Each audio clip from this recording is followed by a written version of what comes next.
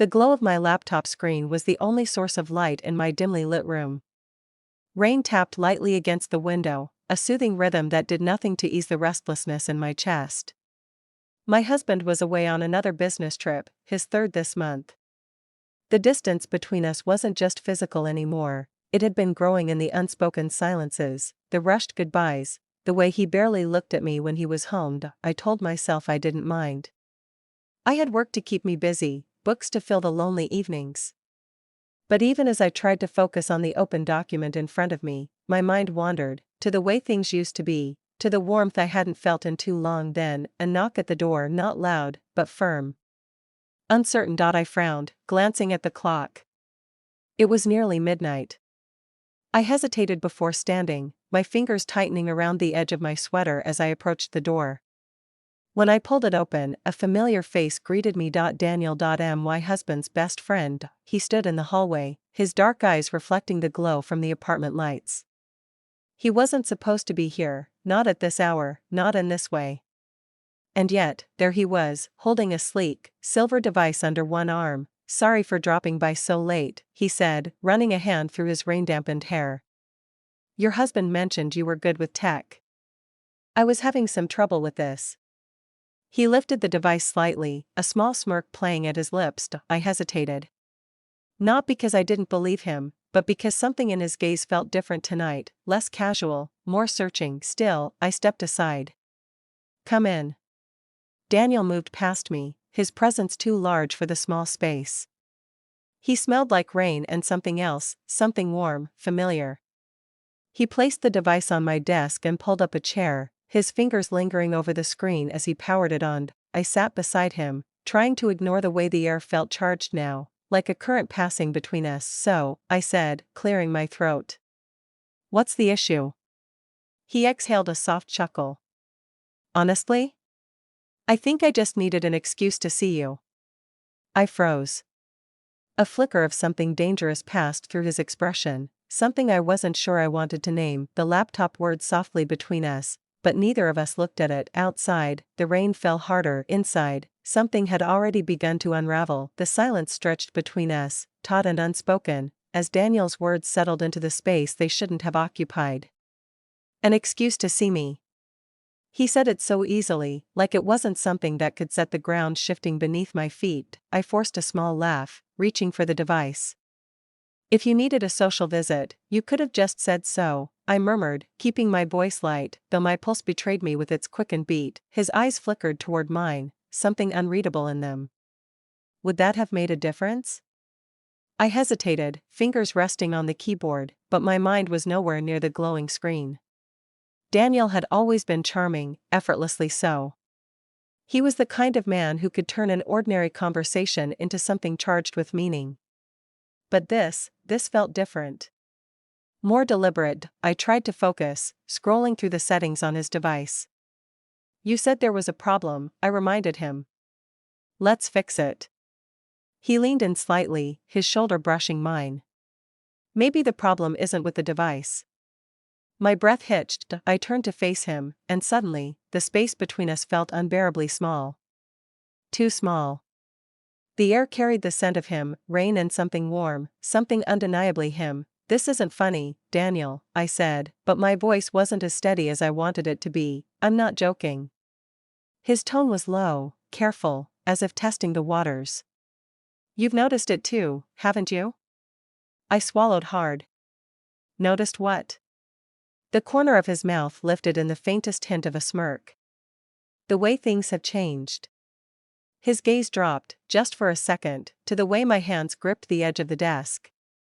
"The way you look at me when you think no one's watching." I felt my heartbeat in my throat. This was wrong. It didn't matter that I had spent nights feeling lonely, that I had grown accustomed to the empty side of the bed, that something in me had begun to crave something more. It didn't matter that, for a fleeting second, I wanted to close the space between us. It couldn't matter. I straightened, pushing the device toward him. "There's nothing wrong with this," I said, meaning far more than the laptop. "And there's nothing wrong with us." Daniel studied me, his expression unreadable.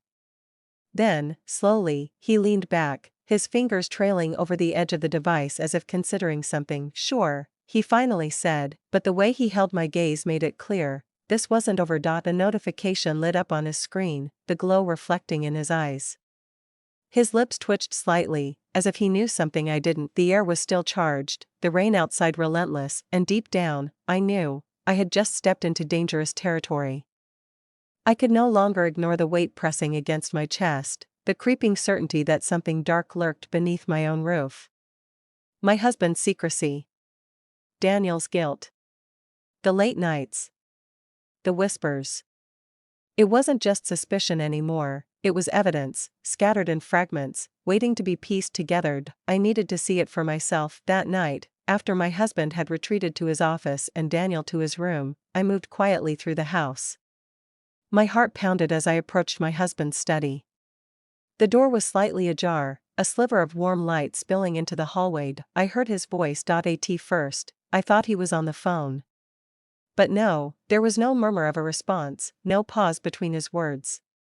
He was speaking in hushed, urgent tones, and I recognized the name he spoke. Daniel. I pressed closer, my breath caught in my throat. You don't understand, my husband's voice was low, strained.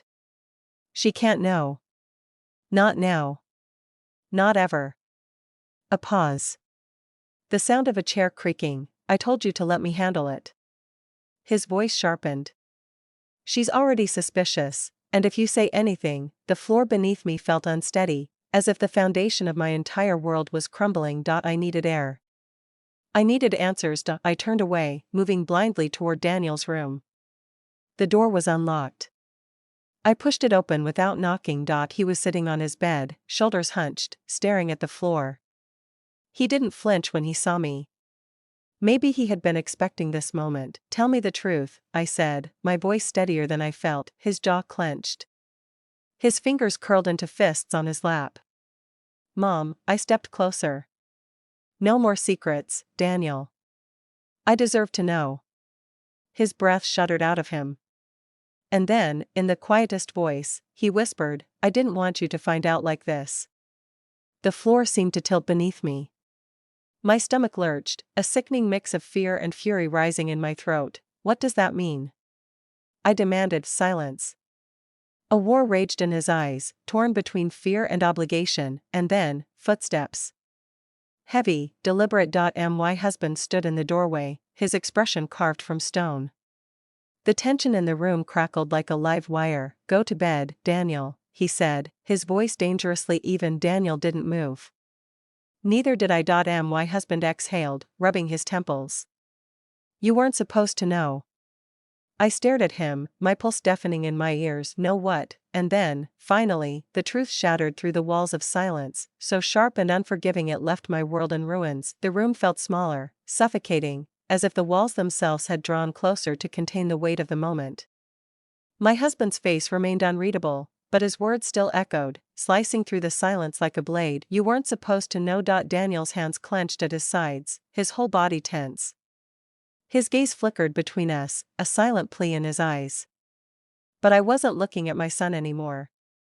My focus was on the man I had trusted, the man who now stood before me as a stranger. What? I said slowly, my voice barely above a whisper. Was I not supposed to know? My husband sighed, the sound heavy with something that could have been regret, or exhaustion. It wasn't meant to happen this way. My patience snapped. Enough riddles. Tell me the truth. Daniel swallowed hard, his fingers digging into his sleeves. Mom, his voice cracked. Daniel. My husband's tone was sharp, edged with warning. My son flinched, and that was all it took. The pieces fell into place, each one cutting deeper than the last. The secrecy, the stolen glances, the tension thick enough to choke on. It wasn't guilt over some minor lie. It wasn't something that could be explained away. It was betrayal, not in the way I had first suspected. No, this was worse. My husband hadn't been unfaithful to me. He had been unfaithful to our family. Daniel, I whispered, my heart pounding, what did he do? Tears welled in his eyes, his jaw trembling. But he couldn't speak. He didn't have to, because I saw it now, the shame in his posture, the weight pressing down on his young shoulders. My son had been carrying a secret so heavy, so devastating, that it had nearly broken him, and my husband had let him. Something inside me shattered, the last fragile thread of trust snapping beneath the force of realization. I turned to the man I had once loved, the father of my child, and for the first time in my life, I saw him for what he truly was. "You're a monster," I breathed. His expression darkened. "Be careful what you say." A threat. Even now, when the truth was clawing its way into the open, he still thought he could control me, but he had already lost. I reached for Daniel's hand, gripping it tightly. "We're leaving." My husband exhaled sharply.